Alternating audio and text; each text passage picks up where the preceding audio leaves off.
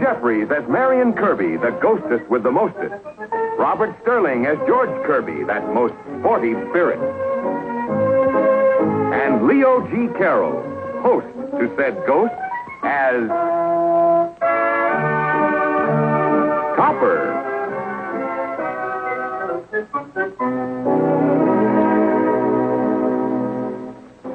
There goes my rook. Easy come, easy go.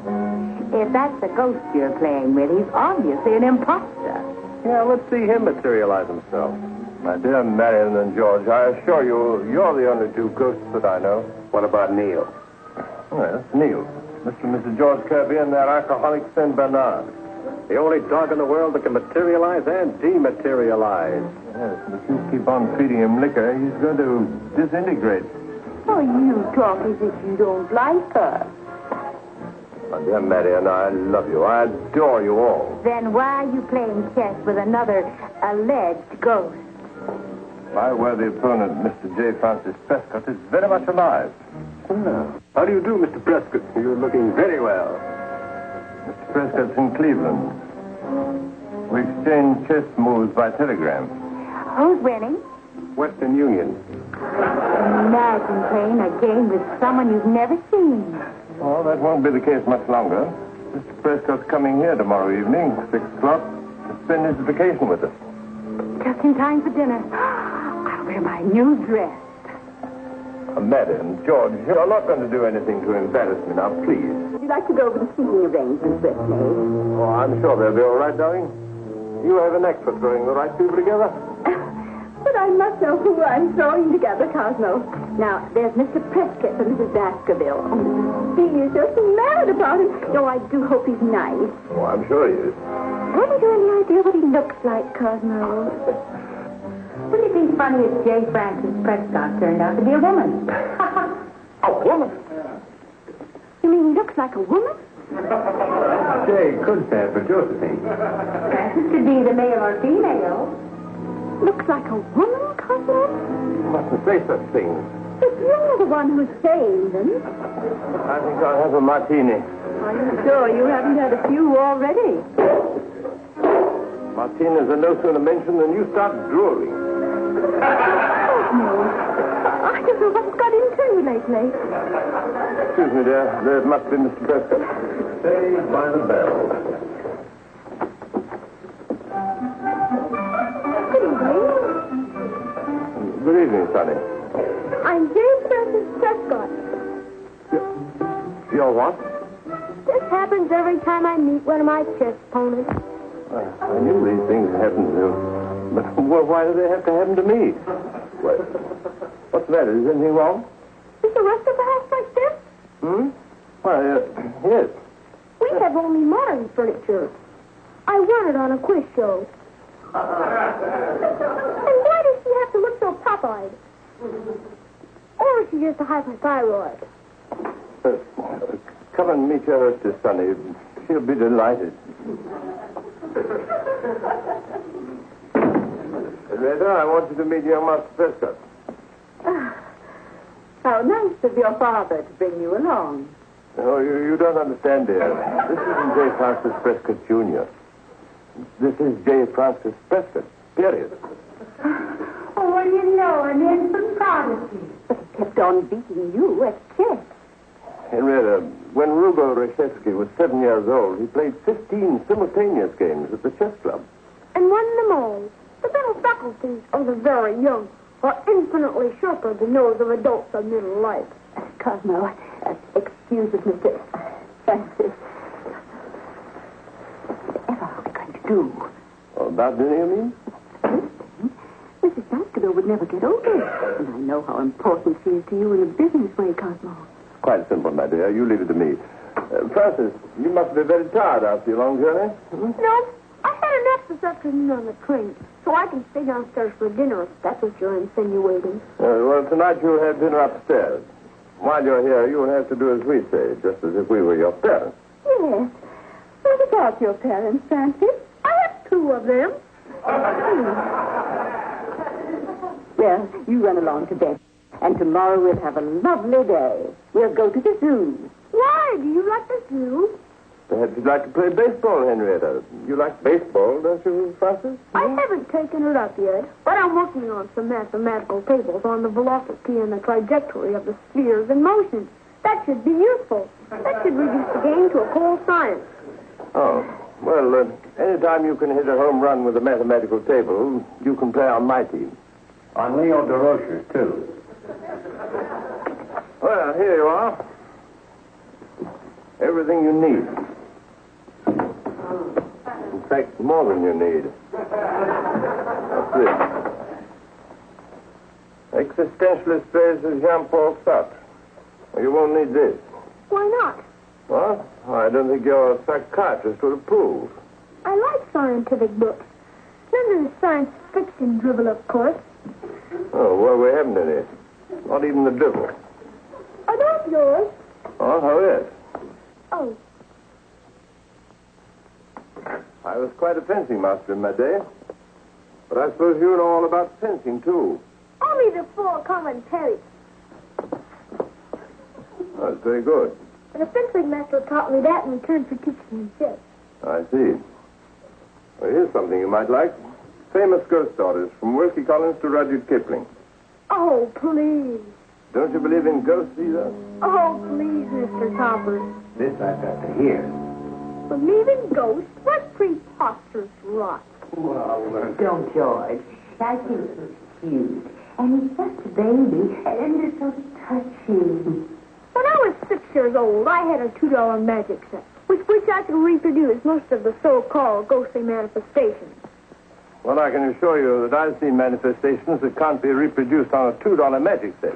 You have? Yes, I have. More likely autosuggestion, telepathy, or hallucinations due to an abnormal condition of the nervous system. you see what you are, my sweet? An hallucination due to an abnormal condition of the nervous system.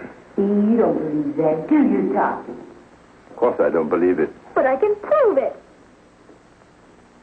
Francis, supposing I were to tell you there are 3 ghosts living in this very house. What would you say to that? I'd suggest you see my psychiatrist or your own. Oh, but it's true. You can't see them, of course, but I can show you their picture. I came across this the other day. There. Look out of F. Scott Fitzgerald, aren't they? He said Tennyson he one type. Oh, you little... And can't you just hear her say, "Beat Daddy, two to the bar," and that silly animal, too big for a dog and too small for a horse. Despite your opinion of them, Francis, they met with a fatal accident while skiing. They were engulfed by an avalanche. That's the whole thought for venturing to an avalanche area. Those things are posters, you know. Well, you tell him it wasn't one of them regular avalanches. This was an unscheduled flight. If you ask me, I think they were intoxicated and deserved exactly what they got. Ooh, let me have him. Control yourself. I always do. I'm considered very well adjusted. Something tells me he's going to be out of whack before too long. Yes, dear? Our guests are here. I'll be right down. Did you have that installed to spy on me? Indeed not. That saves my wife's steps. You can use this if you want to call for anything. And while you're entertaining your guests downstairs, we'll be entertaining your guests upstairs. You'll tell him a bedtime story. A ghost story, if you'll pardon the expression. Now, no shenanigans, please. I'm not the type for shenanigans, Mr. Topper. Oh, perhaps that's what's wrong with you, Francis. Oh, Topper. Mrs. Carter. Hi, Mrs. Carter. How'd you do? Good evening, Mr. Topper. Mr. Baskerville, I'm so glad to see you. So your Mr. Prescott didn't arrive. I thought for once I was going to have an intelligent table partner at one of your dull dinners. Well, it's just one of those unfortunate things, Mrs. Baskerville. I was disappointed, too. I look forward to some spirited chess. What sort of an opponent is he, Tom? Oh, formidable. Mr. Topper, Yes? I'm opening with a queen's pawn to 3. Go to bed. as soon as you give me your move. King's 4 to King 4. Go to bed now, or I'll have to come up and put you to bed. Butler, he's not feeling well. I'm putting him to bed. The dumb waiter. The dumb waiter? He's a silent butler.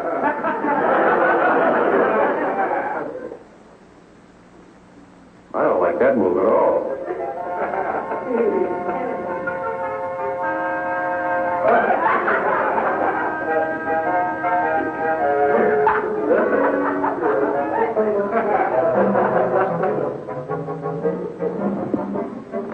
I wonder if she fits me.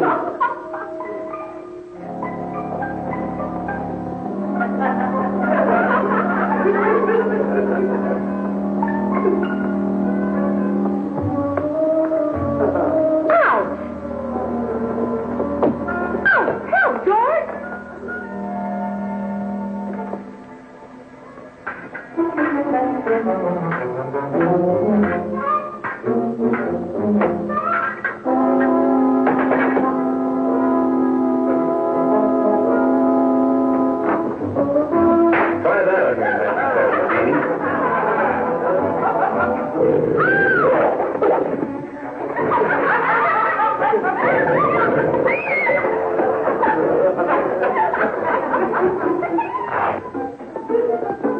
As we were having a perfectly lovely time sitting out there in the garden, it's full of the most beautiful How did flowers. you do it? Do what? The fencing. I can explain the sheep, but not the fencing. Alter suggestion. Or perhaps a slight hallucination. I suppose that invisible bite was an hallucination, too. Quite visible now. Mr. Topper, who is this little boy, and what are you doing to him? This, Mrs. Baskerville, is J. Francis Prescott. I don't understand. Nobody does at first, but you get used to the idea. He's my chess opponent. You mean you've been playing with him? You went first, Chef. Well, really, Topper. So this is the dinner partner you've been building up to me, Mrs. Topper. Just our little joke, Mrs. Baskerville. He's going to have his dinner upstairs in his room. Oh, no, I'm not. Nobody's getting me back up in that room again. You know, Topper, the bank could easily get along without one of its vice presidents, but never without Mrs. Baskerville. She's our biggest account. Subtle as you are, Mr. Schuyler, I believe I know what you mean. Dinner is served. Mrs. Schuyler? Mrs. Topper?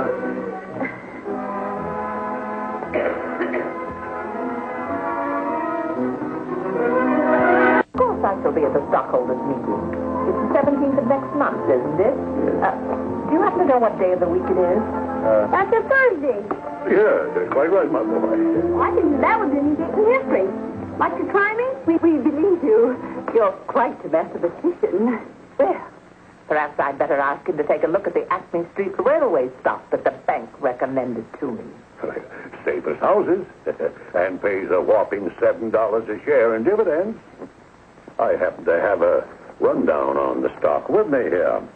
Now, last year's gross earnings were $3,805,270 against a 6% funded debt of only $1,484,720. How many shares outstanding? 543,610. So the stock is earning $6.08 per share, or almost $1 less than our dividends. I suppose you know the theory of shifting surpluses. Apparently, the city bank knows only about the theory of shrinking surpluses. Well, anyway, I'm loading up on Minerva Mining now. Only on paper, of course. Annoying little brat. Very annoying. Not at all. I think it's very enlightening.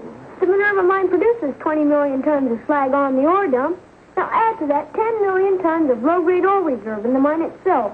Now taking an average price of 29 cents a pound for the additional metal recovered under the new Maldorfer cyanide process, of course. What does that give you? Have you something for me, Mr. Topper? Yes, you have something for him, Topper. Let me get that ice cream. Okay, let's have it, Mr. Topper.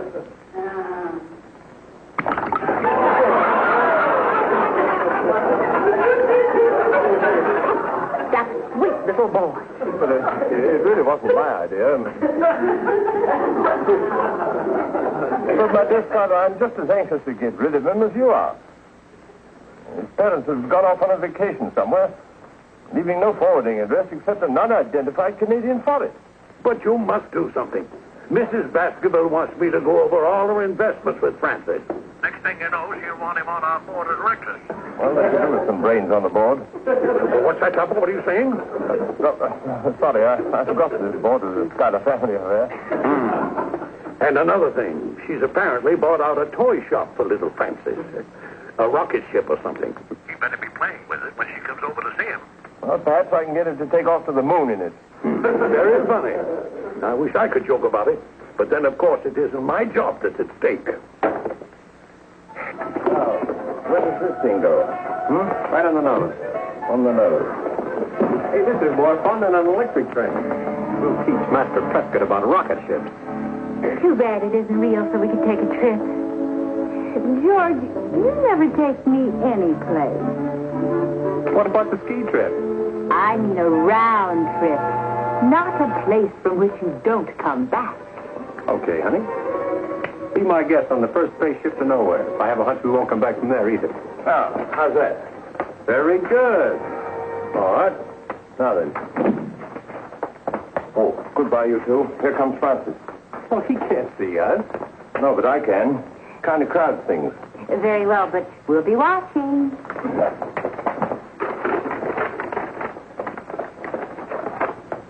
So long, Buck Rogers. Come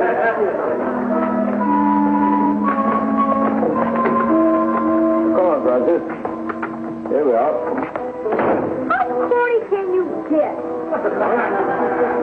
What's this thing? That? Well, that's the rocket ship. We're exploring outer space. This thing wouldn't get you from the atmosphere into the exosphere. It's only a toy, Francis. But it's constructed all wrong. To get any distance at all, you need a three-stage rocket ship. Quite. I knew you wouldn't understand. Here. Try this spacesuit on. If it pleases you, but this ridiculous thing is even more effectual than the ship. Well, never mind.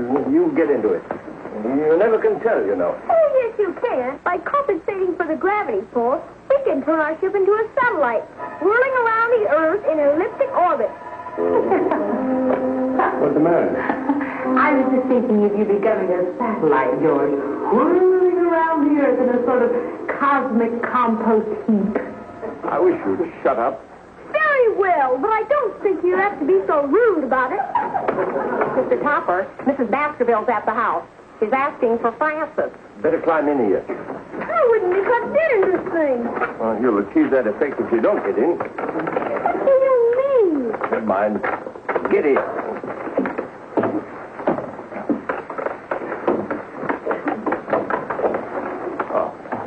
Oh, he's put it together already. Yes, all by himself. He ducks it.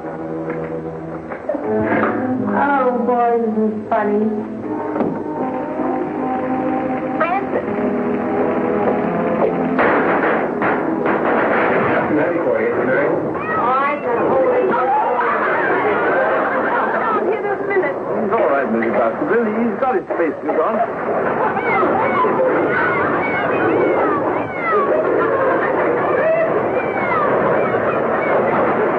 He'll be killed. I'm going to get the police.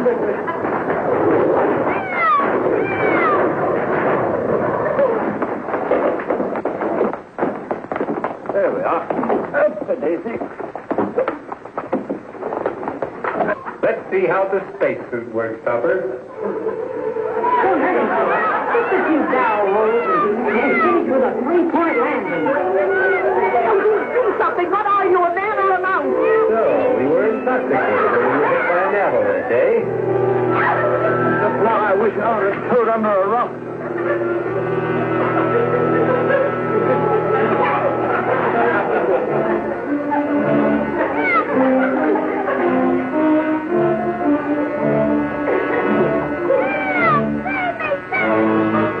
Coming in for a crash landing.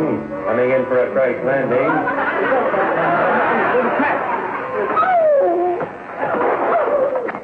Are you all right? I'm so glad to see you back on Earth, my boy. And I'm half as glad as I am to see you, sir. Oh, a good darn toy bazaar is certainly going to hear about this. And if they give me your money back, I'd like a baseball uniform instead.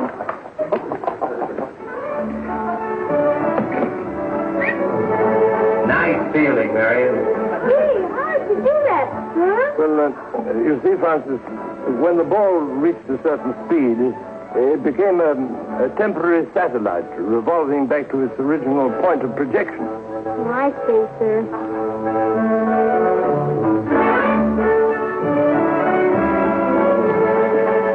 Nice control, George.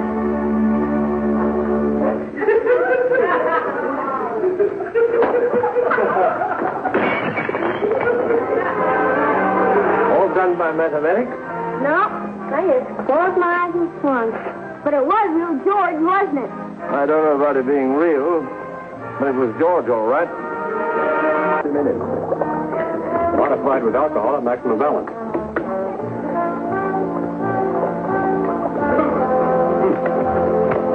Do it.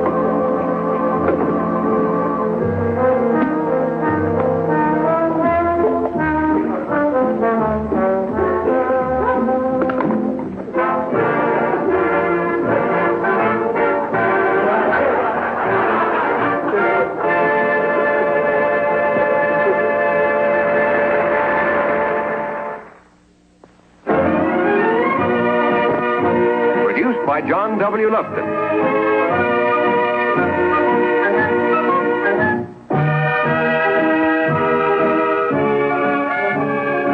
A John W. Lufton, Bernard L. Schubert production. Starring Ann Jeffries, Robert Sterling, and Leo G. Carroll.